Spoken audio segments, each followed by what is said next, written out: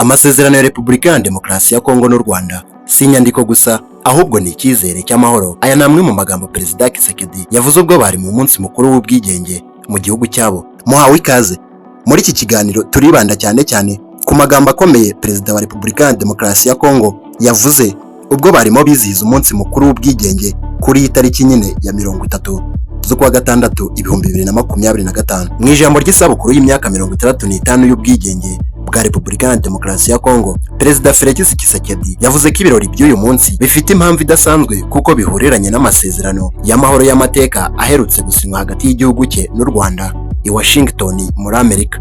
Mu buryo budasanzwe muri iki gihe cya vuba, muri iri jambo rye Perezida Tshisekedi ntiyigeze ashinja u Rwanda kandi ntiyavuze ku mutwe wa AFCM 23 uvuga ko ugenzura igice gifite ubuso bwa kilometero kare 34,000 mu burasirazuba bw'iki gihugu. Perezida Tshisekedi yavuze ko ayo masezerano ari korosi by'ingenzi mu kurangiza amakimbirane amaze hafi imyaka 30 atera agahinda mu burasirazuba bw'igihugu cye, yatumye miliyoni z'abantu bapfa abandi bava mu byabo. Yavuze ko ayo masezerano afungura ibihe bisha by'ituze, ubufatanye n'iterambere ry'igihugu cye, akarere k'ibiyaga bigari n'umugabane muri rusange. Yagize ati, aya masezerano si inyandiko gusa, ahubwo ni n'icyizere cy'amahoro ku baturage ba Goma, Bukavu, Rucuru, Masisi, Nyiragongo, Rubero, Ituri n'ahandi hose hashegeshwe n'intambara.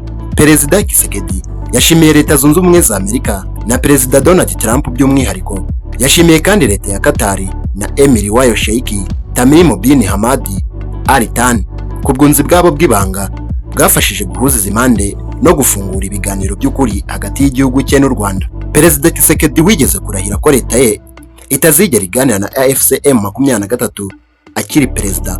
Ibyo yaretse nyuma yo kubisabwa n'abahuza banyuranye. Muri iri jambo rye yirinze kuvuga AFCM 23, ahubwo yagize ati, ibi bikorwa bya diplomasi bishingiye kandi ku biganiro birimo kuba i Doha muri Qatar.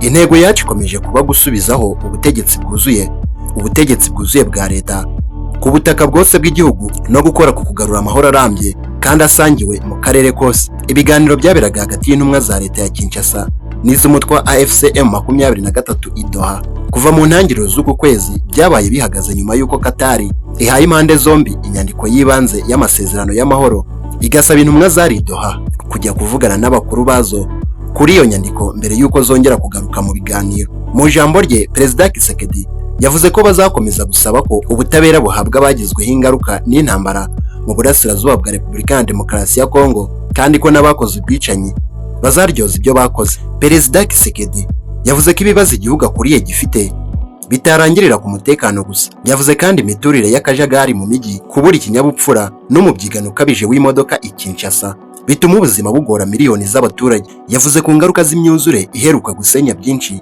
ikica abantu, abandi bagahunga mu bice bitandukanye by'igihugu no mu murwa mukuru, ubuke bw'amazi meza, amashanyarazi, amavuriro n'amashuri n'ibindi. Avuga ingamba zitandukanye bafashe.